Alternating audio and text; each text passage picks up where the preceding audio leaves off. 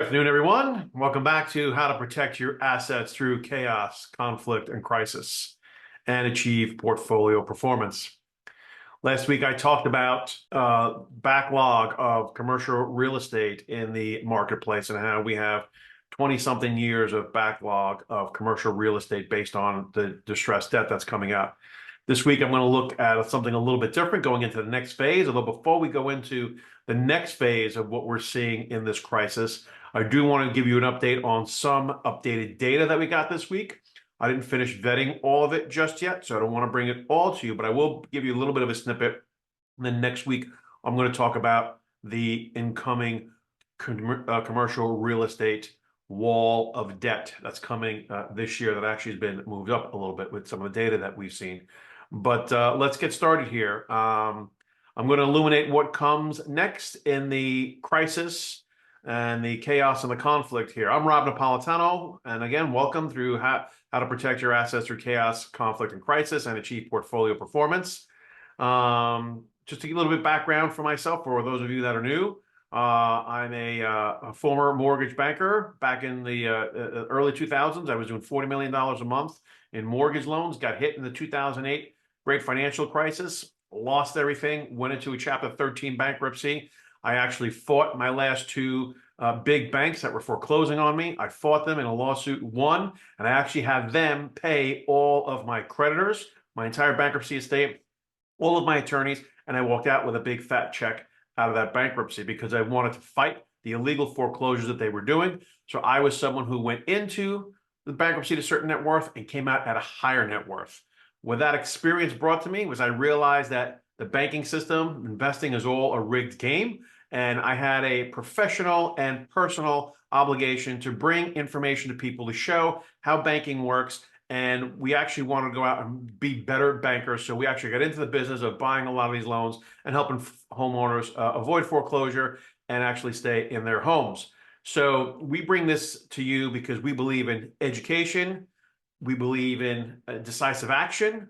And then we also believe in limiting costs and conflicts in order to succeed in times of crisis, because that's some of the lessons that I learned going through my personal time of crisis. So I want to bring this information to you, as I do every week, some verified data about what's going on in the marketplace so that you can make informed decisions about what's going on for you and your loved ones and your portfolio out there. Because we are holistically being attacked, and encumbrances on our freedoms are being brought every day, and all of it is sourced and fueled through the outstanding debt and the debt-fueled environment that we live in today. And that's on the government level, the corporate level, and the personal level. There's too much debt out there, and people are taking on too much debt, and it inhibits our ability to have a good lifestyle and to enjoy all the things that we love in life. And it's increasing at an unprecedented rate like we've never seen in our lifetimes. This is an unconventional warfare, and it will destroy people's wealth and increase social unrest. So what you do from here on with this information is up to you. At the end of this crisis, there are going to be winners and there are going to be some losers. And I'm here to help you to win as much as I can with the information that I bring and anything else I can do to help you, because the most prepared always wins. Okay, so let's get through some of this complexity, confusion, and some of this noise, okay? Because a lot of this brings disruptions, misinformation, misalignments, inefficiencies. But in that environment, it also brings opportunities, opportunities that are ready to be seized by those who are ready to be seized, to seize information, with information, ready to take action. And so I want you to take advantage of that stuff. And we'll tell you how to take advantage of some of the things that are happening in the world today so that you can protect your assets and through chaos and conflict and crisis. And if you stick with me for the next 7 to 12 minutes, I'll show you in the end what you can do next to take decisive action to capitalize on some of these opportunities that are going to be showing up. So let's get started. So last week, as I said, I talked about the commercial real estate and how much of the backlog there is in commercial real estate. And it takes about 20 years based on their calculations on how long to work through the backlog. And so I'm just bringing this up again as we looked, looking at history of how you go through these crises, what happens in these crises, what happens phase by phase by phase. And by knowing what happens through these phases, you can become better prepared while the opportunity still exists. Because as these phases come to fruition, the opportunity to take advantage of these, that window of opportunity is going to close more and more. And so the debt crisis starts with commercial and regional banks this time around, as we're going to see more and more in the commercial real estate. And as I said, I'll bring you more information on the wall of commercial debt that's coming to maturity in the next couple of years. I'm going to vet through some of that data, and I'll bring that to you next week. But I wanted to bring this up because this has just changed this past week, that the amount of debt that's going to be coming to fruition and maturity was just put out last week and increased the numbers for 2024 dramatically. So this is a chart of who holds commercial mortgages, whether it be depositories, credit companies, CMBS, life insurance companies, or Fannie and Freddie. But the biggest exposure are the depository banks holding all of this commercial debt that's going to be coming to maturity. And what does that mean? That means that when we come to maturity, okay, there's no place for these borrowers to refinance because we're in a high interest rate environment. And so a lot of these loans are going to go into default. The banks are going to be forced to do one of two things: modify the terms of the loan more favorable for the borrower, which is going to hurt the bank's top line and bottom line revenues, or they're going to have to foreclose on the property and take back the property, which is something the bank never wants to do because they're not property managers. It becomes more of a liability than an asset on their balance sheet. So we'll see how that shakes out, but we're going to see more and more of that happening in the next 12 to 24 months. But I'm going to get more into that next week. I just want to show you an update on this before I switch into the next phase that we're starting to see, where consumer defaults and bankruptcies are on the rise. Now, I didn't do the unemployment increases. I didn't delve into the data just yet, but I know there's some whispers of employment on the rise as well, depending on what you're looking at and what data you believe. But I didn't put anything out there just yet because I haven't vetted any of the sources credibly just yet. But when I do, I'm going to show you where unemployment is going to has increased as well. And so let's go into the consumer defaults and bankruptcies because we've got some new data on this as well. So this is from the New York Fed, from the Federal Reserve, from the New York. They do a report on a whole bunch of data. And this is just, I just took some snippets out of the data package to show you the delinquencies by loan type. And we went back just to the beginning of 2021, which some can say is the end of COVID, coming out of COVID. And you can see the dip in here. This is when the free money was coming out to consumers for them to go out and spend, discretionary spending. And so their delinquencies had gone down. But now that's all dried up. You can see that the biggest delinquencies that are on the rise are credit card, and they have this here as other. Other liabilities could be any number of things. Personal loans, auto loans we have here. It's not credit card. Student debt is not on. Student loan is debt on here as well.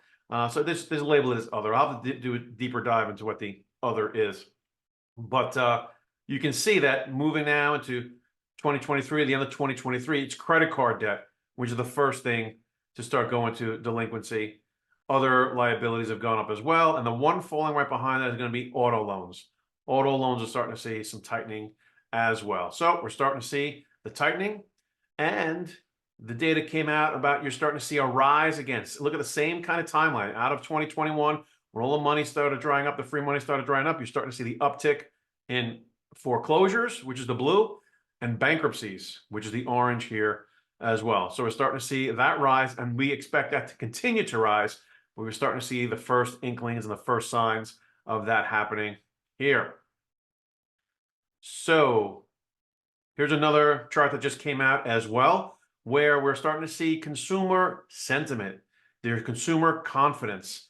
And for the last 4 quarters of reporting, it's been recorded that confidence is down, confidence is down, confidence is down. People are starting to feel it. They're starting to feel it as, again, this free money dries up, these programs starting to dry up, and you're going to start to see more and more people go into delinquencies with regard to real estate. You're going to see that the trailing of all this is going to be residential real estate. People are going to start defaulting on their mortgages, and you're going to see residential real estate have an uptick in defaults as well.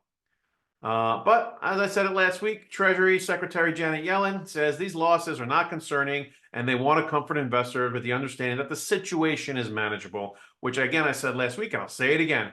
that this is Janet Yellen summoning her inner Ben Bernanke. If you all remember what Ben Bernanke said back then, and we don't expect significant spillovers from the subprime market to spill over into the rest of the economy or the financial system. We know when these people talk, you don't listen. It's whatever they say, you want to go the opposite of what it is they say. But this is what they're saying now. Janet Yellen, Treasury Secretary, is saying that the situation is manageable. So you take that for what it is. And that's going to be it for today. Other than I do want to leave with some good news, okay? So here's some good news that I found out there, that the U.S. House of Representatives has a Republican-led Budget Committee recently voted 22-12 to create a 16-member commission that would submit fiscal policy recommendations. So they now have a debt commission that is going to overlook fiscal policy, and they are now going to actually take on this $34 trillion that we currently have in this country in public debt. It doesn't include all the other debt that we have out there, but at least they're starting to take a bipartisan approach and realize that there is a problem. It is becoming unmanageable, regardless of what the bankers say. It is becoming unmanageable and causing a problem, and now there is a debt commission that has been created. So we'll see what that turns into. The good news is they actually are addressing it, but it remains to be seen what's going to come out of that as well. So with that, the next thing we can do here is in a couple of days, in 2 days, I'm going to be doing a full-on interactive session on private credit and separating fact from fiction, which is going to be more of a longer form of what I do here every week on Tuesday. It's going to be more interactive. We're going to have a lot of you on there who can ask questions, and we can answer questions directly and interact with you. But I'm also going to be putting in here how you can also take advantage of some of these opportunities, where these opportunities are, and how you can go about in posturing yourself, positioning yourself, and actually taking advantage of a lot of the opportunities that are coming in the debt crisis. So I hope to see many of you there. You need to register, get on our guest list at more.gritrust.com. That's more.gritrust.com. You can also find these weekly briefings on there as well. And you can go back and look at all the weekly briefings that we've done as well. So that's really going to be it for today. I want to thank everybody for coming in. And as always, I want to hear from you. I want to help you. You know, as we said before, that it takes 3 steps. 1, you have to get educated. 2, you have to take decisive action. And then 3, you have to limit your costs and limit your conflicts. So step 2 here is up to you. You need to take action. So I invite you to get on that guest list, get the invite to come to the interactive session, and take quick and decisive action. If you have any questions, you can also reach out to me directly, have a one-on-one conversation. I won't be there to sell you, but I'm there to help you. And I wish all of you a prosperous day, and we'll see you all next time. Thanks for stopping by.